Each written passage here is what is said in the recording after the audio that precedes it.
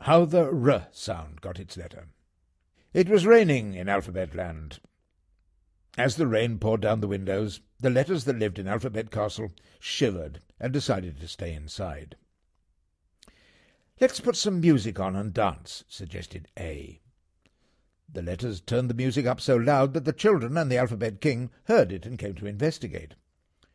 "Look at me," said K. "I'm dancing like a robot." The others laughed, and soon the room was full of robot dancers. Even the Alphabet King joined in. Lucy and Sam were so warm after dancing they decided to go outside, without coats. "Look at that huge puddle," shouted Sam. "Let's jump it." He ran towards the puddle and jumped. Lucy followed, with the biggest jump she could manage, but landed in the puddle with a splash. Sam laughed, but Lucy didn't think it was funny. She was all wet. After a while they found an even bigger puddle. "It's as big as a lake," said Sam. "Do you think there are fish in it? We could try and catch them." Lucy liked that idea. "There are fishing rods in the castle basement," she said, and they raced off to find them. "It would be so exciting if we caught something," said Lucy, when the line was in the water. Sam agreed, grinning at her, but nothing happened. Then the Alphabet King came out to look for them. After the dancing he'd gone back to his workroom to find a shape for the R sound, but nothing he drew seemed right. "We're fishing," said Sam proudly. "In a puddle?" asked the King, smiling. It was unlikely that any fish lived in the puddle, but the King joined in anyway. "Tell me, children, what bait do you have on your hook?" he asked. The twins had forgotten the hook.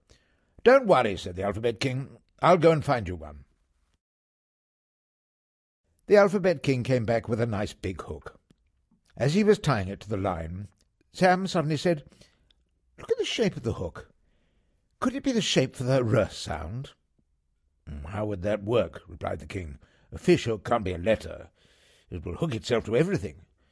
"We could turn it upside down," suggested Sam. "Then it won't hook into things." "Forget the fish," said the King. "We have a new letter, which I shall call R." The Alphabet King was so excited about the letter R that he ran to the workroom wearing his wet boots and wrote the lowercase r into the book of letters. Now it was time for some magic. As the book of letters began to glow and spit out exclamation marks, the King began to waggle his fingers over it. He pulled and stretched something invisible and then clapped his hands.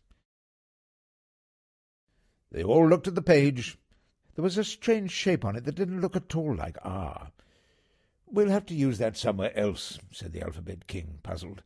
"It's unusual for the magic not to work. I think someone might have been playing with this book while we were outside in the rain." As he said these words, he noticed a pencil guard hiding under the table. Realizing that he'd been seen, the pencil raised his head and waved. His fingers were stained with blue ink.